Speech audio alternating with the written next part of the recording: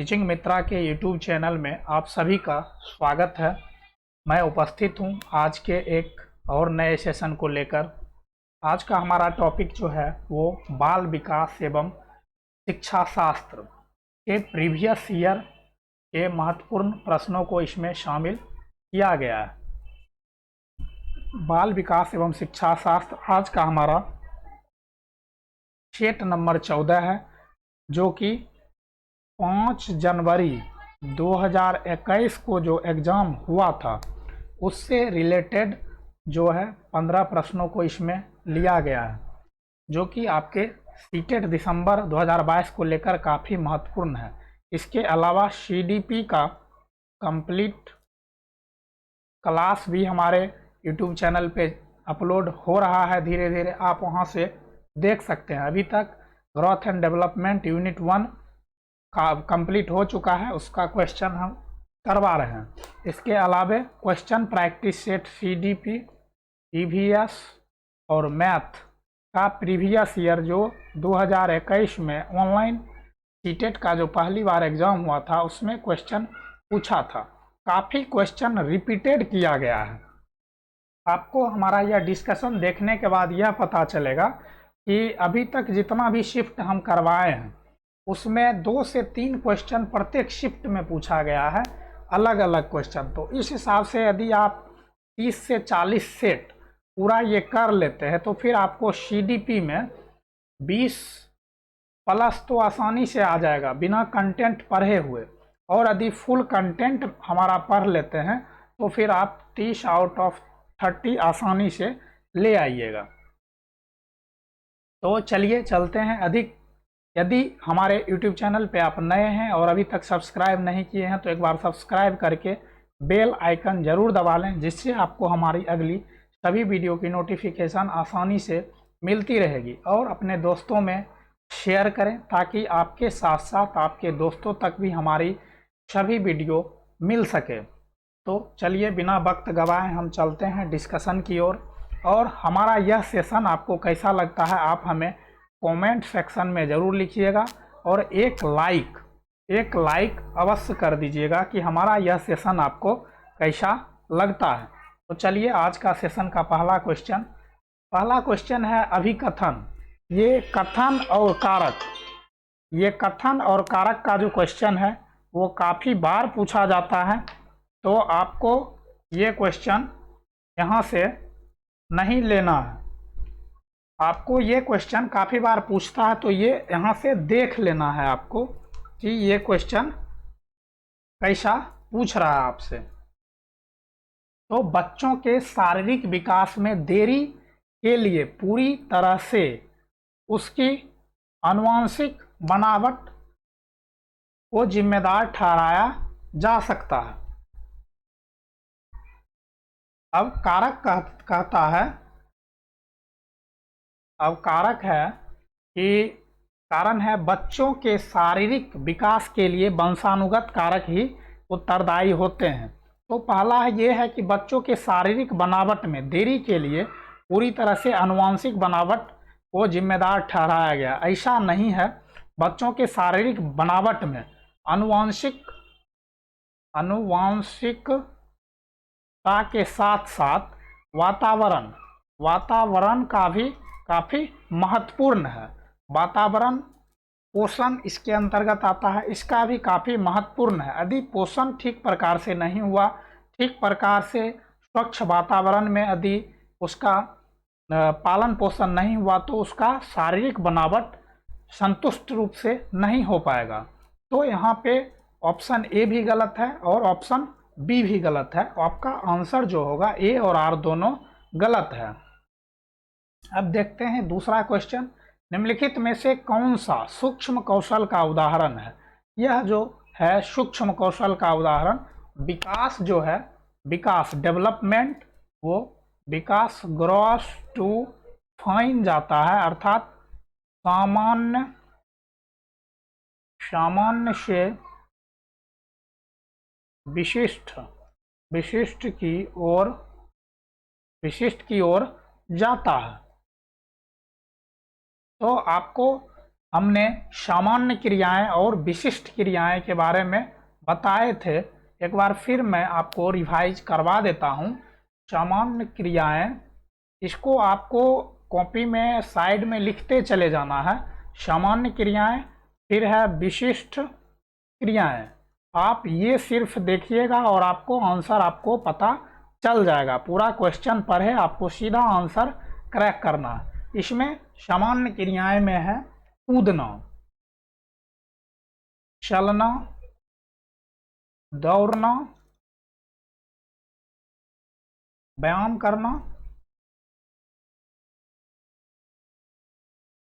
करना, उसके बाद तैरना,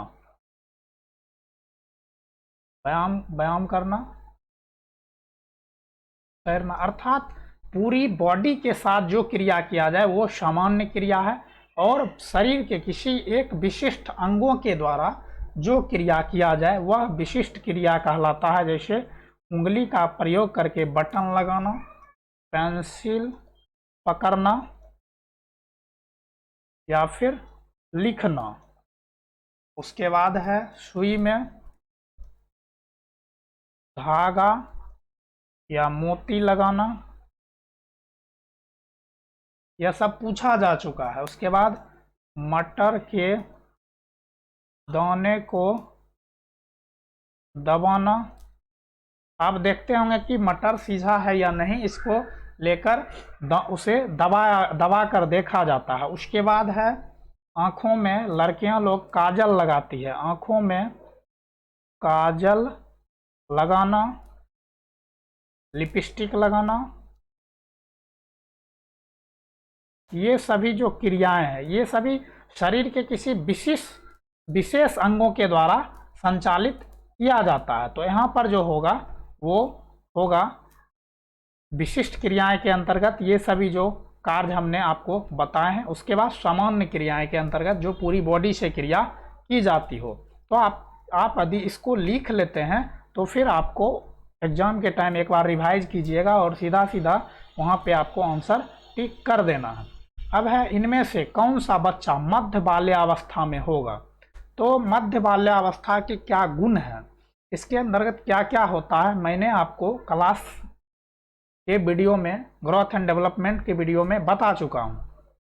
आप वहाँ से जाके रिवाइज कर सकते हैं। तो एक बच्चा जो सामाजिक भूमिकाओं की नकल करना शुरू कर रहा है काल्पनिक खेल के दौरान, एक बच्चा जिसने नियमों के अर्थ की समझ विकसित कर ली और तर्क कर सकता है, एक बच्चा जो संभावित कारणों की परिकल्पना कर सकता है और तदनुसार जटिल प्रयोग की योजना बना सकता है।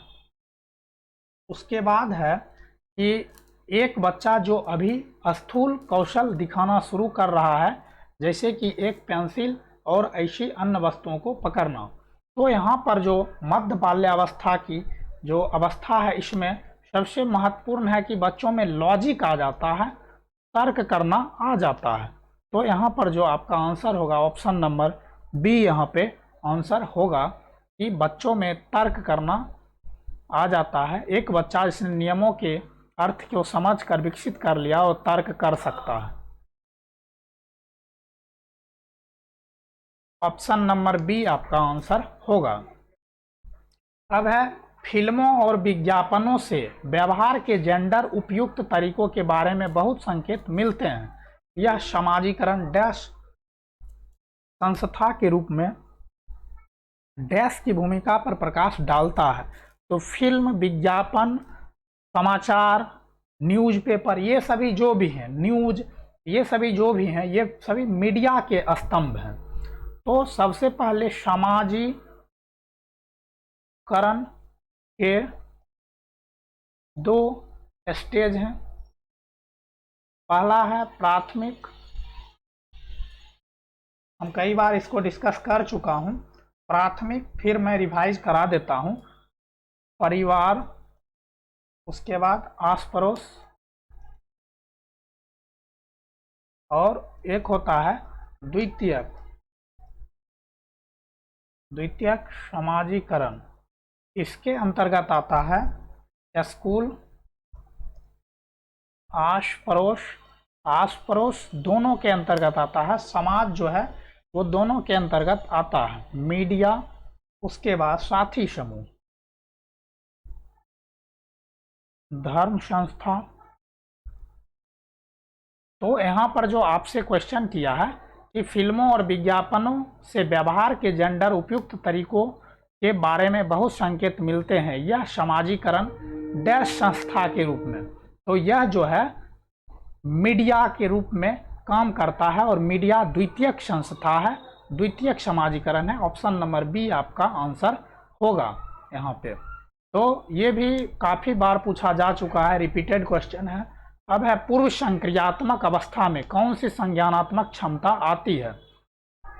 तो विकास की जो अवस्था है वो 4 अवस्था है। पहला है संवेदी गामक, संवेदी गामक जो कि 0 से 2 वर्ष, 0 से 2 वर्ष है।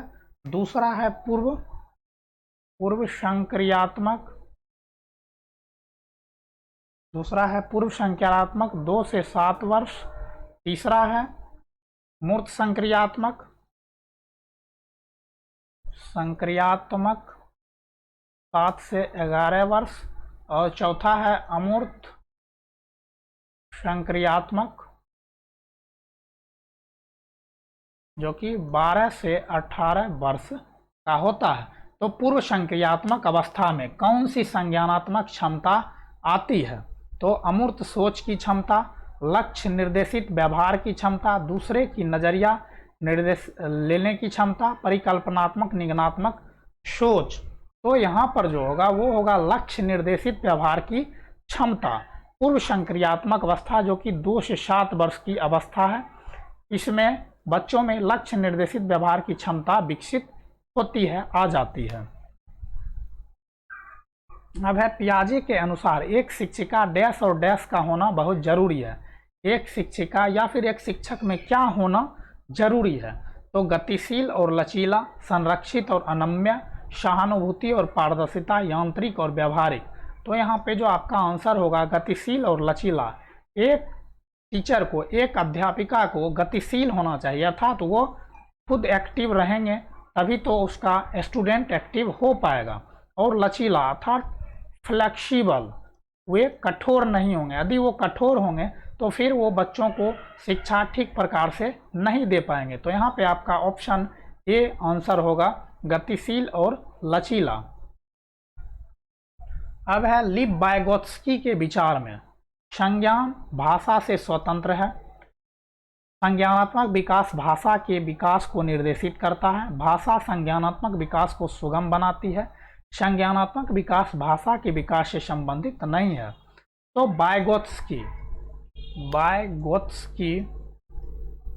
वाइगोत्स्की महोदय का कहना है भाषा के द्वारा बच्चों में संज्ञानात्मक विकास होता है। भाषा के द्वारा बच्चों में संज्ञानात्मक विकास होता है। इन्होंने जो है 3 चीज़ों पे काफ़ी फोकस किए हैं। इन्होंने समाज, संस्कृति और भाषा, इस तीनों पे काफ़ी फोकस किए हैं। यदि कहीं भी आपको समाज, संस्कृति और भाषा दिखे तो वहाँ पे निश्चित तौर पे लिव वाइगोत्स्की आपका आंसर होता है। तो भाषा के द्वारा बच्चों के संज्ञानात्मक विकास होता है बच्चों में। तो भाषा संज्ञानात्मक विकास को सुगम बनाती है। ऑप्शन नंबर सी यहाँ पे आपका आंसर होगा। अब है लिव वाइगोत्स्की के अनुसार निम्नलिखित में से कौन से कारक बच्चों के संज्ञानात्मक विकास को सुगम बनाते हैं। देखिए सिर्फ वाइगोत्स्की से 2 क्वेश्चन यहाँ पे सेट 1 में पूछ लिया है। तो यह एक ऐसा वाइगोत्स्की, पियाजे, कोहलबर्ग, ये सभी ऐसा चैप्टर है जो आपको 7 से 10 नंबर आपको दिलाएगा। तो काफ़ी उपयुक्त, काफ़ी महत्वपूर्ण ये चैप्टर है। अगली कक्षा में हम आपको जो पढ़ाने वाले हैं वो लिव वाइगोत्स्की, पियाजे और नैतिक विकास, कोहलबर्ग, ये सभी को हम पढ़ाएंगे। तो लिव वाइगोत्स्की के अनुसार निम्नलिखित में से कौन से कारक बच्चों के संज्ञानात्मक विकास को सुगम बनाते हैं। तो सांस्कृतिक उपकरण, सामाजिक संपर्क, संतुलन, पुरस्कार। उन्होंने पुरस्कार को वर्जित किया। यहाँ पे आपका 1 और 2 आंसर होगा, जो कि ऑप्शन नंबर सी में है। ऑप्शन नंबर सी यहाँ पे आपका आंसर होगा। 1 और 2 ये 2 ऑप्शन जिसमें है वो आपका आंसर यहाँ पे होगा। मैंने ऊपर बताया था लीव वाइगोत्स्की समाज, संस्कृति और भाषा, इस 3 चीज़ों पे काफ़ी फोकस करते हैं। तो अब है अगला प्रश्न देखते हैं। एक बाल केंद्रित कक्षा में अधिगम, एक बाल केंद्रित कक्षा में अधिगम जो होता है वो बच्चों के अनुसार होता है। तो उद्दीपन प्रतिक्रिया संघों के युग्म द्वारा होता है। पुरस्कार और दंड पर निर्भर करता है। शिक्षक और छात्रों द्वारा सह निर्मित है। पूरी तरह से शिक्षक पर निर्भर है। यह छात्रों की भूमिका निष्क्रिय है। तो यहाँ आपको पढ़ने के बाद ऑप्शन आपको पता चल गया होगा कि शिक्षक और छात्रों दोनों के द्वारा कोऑपरेट, अर्थात दोनों के द्वारा परस्पर क्रिया, परस्पर सहयोग के द्वारा बाल केंद्रित कक्षा में अधिगम किया जाता है। शिक्षक के द्वारा छात्रों को और छात्रों के द्वारा शिक्षकों को माहौल प्रदान किया जाता है, परस्पर सहयोग किया जाता है। ऑप्शन नंबर सी यहाँ पे आपका आंसर होगा। अब है हावर्ड गार्डनर के सिद्धांत में सोच को व्यक्त करने के लिए धारा प्रवाह और लचीले ढंग से भाषा का उपयोग करने की क्षमता डैश बुद्धि कहलाती है। तो भाषा का जो उपयोग करने की क्षमता है ये भाषाई बुद्धि कहलाती है। प्रकृति बुद्धि प्राकृतिक बुद्धि होता है, जो कि प्रकृति के सौंदर्य, रूप, रंग से संबंधित होता है। अंतः व्यक्तिक बुद्धि जो होता है वो बच्चों का एक विशेष बुद्धि होता है, जिसके अंतर्गत वो अपने खुद का जो है एनालिसिस करके खुद में कमियों को ढूंढते हैं, फिर उसको सुधारते हैं और बहुत ज़्यादा ज्ञान वो अर्जित करते हैं। एक किसी विशेष क्षेत्र में वो दक्षता हासिल करते हैं। तो ये अंतः व्यक्तिक बुद्धि होता है। अब है अगला क्वेश्चन कि निम्नलिखित में से कौन सी रणनीति कक्षा में व्यक्तिगत मतभेदों को पूरा करने के लिए प्रभावी नहीं है। तो कौन सी रणनीति कक्षा में व्यक्तिगत मतभेदों को प्रभावी करने के लिए नहीं है। अपने मौखिक और गैर मौखिक संचार पर विचार, मतभेदों को पहचानें और सम्मान करें, बच्चों में गलतियों को पहचानें और उसे ठीक करें, विविध शैक्षणिक मतभेदों का प्रयोग करें। तो यहाँ पर जो आपका आंसर होगा वो होगा कि बच्चों में गलतियों को पहचानें और उसे ठीक करें। यह जो है व्यक्तिगत मतभेदों को पूरा करने के लिए प्रभावी नहीं है। ऑप्शन नंबर यहाँ पे आपका सी आंसर होगा। अब है 4 साल के राहुल को एक गुड़िया उपहार में मिलने पर वह बोला, मैं इसका क्या करूँगा। लड़के गुड़िया से नहीं खेलते हैं, यह क्या दर्शाता है। तो यह जो उसने बात बोला, तो लड़का जो है वो गुड़िया से नहीं खेलता है, यह जेंडर रूढ़िवादिता है, जेंडर स्टेरियोटाइप है। ये 2 चीज होता है, एक होता है जेंडर और एक होता है सेक्स। इसके बारे में मैं चर्चा कर चुका हूं। सेक्स होता है यह जैविक होता है, ईश्वर के द्वारा दिया गया है, जहाँ पे एक मेल और दूसरा फीमेल, ये 2 सेक्स होता है। लेकिन जेंडर, ये जेंडर जो है ये सामाजिक जो है सो समाज के द्वारा दिया गया एक नाम है। सामाजिक रूढ़िवादी विचारधारा इसको कह सकते हैं कि जेंडर अर्थात कोई लड़का है और कोई लड़की है। लड़की है तो वह कपड़े लड़की के अनुसार पहने, और लड़का है तो वह बाहर का काम करे, लड़की है तो वो घर का काम करेगी। वो बाहर विशेष तौर पे नहीं जाएगी, यदि वो जाती है तो उसके लिए संरक्षण की आवश्यकता है। लड़का है उसे खुले में आप छोड़ देते हैं।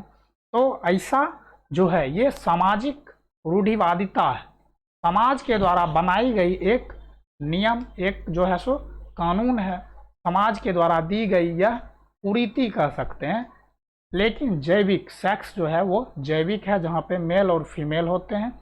ये ईश्वर के द्वारा बनाई गई है और ये हमारे द्वारा, आपके द्वारा, समाज के द्वारा बनाई गई है। तो अब है सीखने के आकलन के बजाय, सीखने के लिए आकलन सुनिश्चित करने के लिए एक शिक्षक को चाहिए कि वह सीखने के आकलन के बजाय, सीखने के लिए आकलन सुनिश्चित करने के लिए एक शिक्षक को चाहिए कि वह शिक्षार्थियों की केवल संज्ञानात्मक क्षमताओं पर ध्यान केंद्रित करे। ये केवल जो है ये निगेटिव वर्ड है, ये जहां पर भी होगा वो आंसर नहीं होगा। शिक्षण अधिगम की दैनिक प्रक्रिया में आकलन को शामिल करे। सीधा निर्देश की विधि द्वारा ही शिक्षण करे। प्रतिस्पर्धा की भावनाओं को बढ़ावा देने के लिए बच्चों के बीच तुलना पर जोर देते। यहाँ पर जो आपका आंसर होगा ऑप्शन नंबर बी होगा, शिक्षण अधिगम की दैनिक प्रक्रिया में आकलन को शामिल करें। अब है अगला, इस तरह के प्रश्न पूछकर बच्चों में समालोचनात्मक सोच को बढ़ावा दिया जा सकता है। तो कौन सा प्रश्न पूछा जाए कि बच्चों में समालोचनात्मक, अर्थात बच्चों को उसमें काम करने के अवसर प्राप्त हो और वह उसके बारे में सोच सके, उसके हर वो विभिन्न पक्षों को देख पाए, जहाँ पे उसे जो है कुछ सिद्ध करने के लिए, कुछ खोज करने का मौका मिले। तो वन अधिकार अधिनियम किस वर्ष पारित हुआ? ये बंद सिरे वाले प्रश्न हैं। आपको ऐसा प्रश्न बच्चे को देना है जो कि खुले अंत वाले हो, जिसपे वो रिसर्च कर सके। त्रिभुज के तीनों कोण का योग क्या होता है? ये तो बंद है, इस पे तो एक ही आंसर आएगा 180 डिग्री। इससे ज़्यादा इसमें रिसर्च वो कर ही नहीं सकता है। ऐसा नहीं कि रिसर्च करके वो 180 को 360 डिग्री बना दे, ऐसा संभव नहीं है। पृथ्वी के वायुमंडल की विभिन्न परतों के नाम, वो भी फिक्स है कि कौन सा लेयर कहाँ पे है। अब है बीजों के अंकुरन के लिए हवा की आवश्यकता होती है। सिद्ध करने के लिए एक प्रयोग की रूपरेखा तैयार कीजिए। तो बीज के अंकुरन के लिए हवा की आवश्यकता होती है। इसको प्रूव करना है कि हवा की आवश्यकता होती है, ऐसा एक प्रयोग करना है। इसके लिए रूपरेखा उसे तैयार करना है। तो ये जो है यहाँ पे बच्चा एक्टिव रहेगा, वह खुद से करेगा, खुद से करके सीखता है यहाँ पे, तो वो काफ़ी ज़्यादा एक्टिव रहेगा। ये आपका यहाँ पे आंसर होगा ऑप्शन नंबर डी। अब है एक समावेशी व्यवस्था में कौन किसकी ज़रूरतों के अनुसार यथोचित संयोजन करता है? तो ये जो है एक समावेशी व्यवस्था में कौन किसकी ज़रूरतों के अनुसार यथोचित संयोजित करता है? अभिभावक स्कूल की ज़रूरतों के अनुसार। अभिभावक का यहाँ पे कोई उपयोग ही नहीं है स्कूल में, स्कूल छात्रों की ज़रूरतों के अनुसार। तो ये ठीक लग रहा है कि स्कूल जो है वो छात्रों के हिसाब से हो, ना कि छात्र स्कूल के हिसाब से हो, छात्र शिक्षक की ज़रूरत के अनुसार। ये भी नहीं होगा, ऑप्शन बी आपका यहाँ पे आंसर होगा समावेशी कक्षा जो हो, समावेशी विद्यालय की जो व्यवस्था हो उसमें बच्चों की किस प्रकार की आवश्यकता है, उसे किस प्रकार का माहौल आपको देना है, ये डिपेंड करता है उसके आवश्यकता के अनुसार। अर्थात छात्र के आवश्यकता के अनुसार यह डिपेंड करता है कि उसे क्या चाहिए, किस स्टेज में उसे कैसी व्यवस्था मिलनी चाहिए। तो आपका आंसर जो होगा वो ऑप्शन नंबर बी होगा यहाँ पे आंसर। तो आज का प्रश्न का ये आंसर यहाँ पे दिया गया है। आपको डेली एक सेट मैं करवा रहा हूँ, 1 से 2 सेट। इसको देखने से आपको कंटिन्यूटी बनी रहेगी। आप इसको आसानी से, यदि आपको मेरा पढ़ाया हुआ थोड़ा स्लो लगे तो आप स्पीड को 1.25 गुना या फिर 1.5 गुना स्पीड से करके आप देख सकते हैं, आप जल्दी देख लेंगे। इससे आपको कंटिन्यूटी बना रहेगा इसलिए। और प्रीवियस ईयर रिपीट काफ़ी क्वेश्चन करता है, रिपीटेड क्वेश्चन काफ़ी है, तो ये भी आपको सुविधा होगा। तो अभी यदि आप हमारे यूट्यूब चैनल पे नए हैं तो एक बार सब्सक्राइब करके बेल आइकन दबा लें और नोटिफिकेशन को ऑल कर लें, जिससे आपको हमारी अगली सभी वीडियो की नोटिफिकेशन आसानी से मिलती रहेगी। और अभी तक आपने शेयर नहीं किए हैं तो एक बार शेयर करके अपने दोस्तों में शेयर कर दें, जिससे अधिक से अधिक लोग हमारे यूट्यूब चैनल से जुड़ पाएंगे। यह वीडियो आपको कैसा लगा लाइक करके एक कमेंट आप हमें ज़रूर कर दीजिएगा। आपको हमारा यूट्यूब चैनल पता है टीचिंग मित्रा, जो कि आपको शिक्षक बनने में काफ़ी मदद करेगा, काफ़ी हेल्पफुल होगा। आपको जिद है आपको यदि शिक्षक बनने की तो आज से और अभी से आप लग जाइए हमारे साथ। और कोई भी सुझाव हो या फिर कोई भी सवाल हो तो आप हमें मेल कर सकते हैं या फिर हमारे कमेंट सेक्शन में लिख सकते हैं। फिलहाल हमारा CDP का कंप्लीट क्लास और CDP EVS और मैथ का प्रीवियस ईयर जो कि 2021 में ऑनलाइन में पूछा गया था, उसको मैं करवा रहा हूं। आप हमारे प्लेलिस्ट में जाकर या फिर इस वीडियो के डिस्क्रिप्शन में जाकर वहां से सभी वीडियो को देख सकते हैं। तो मिलते हैं हम अगली वीडियो में, तब तक के लिए बाय बाय, टेक केयर, अपना ख्याल रखें और पढ़ाई करते रहें।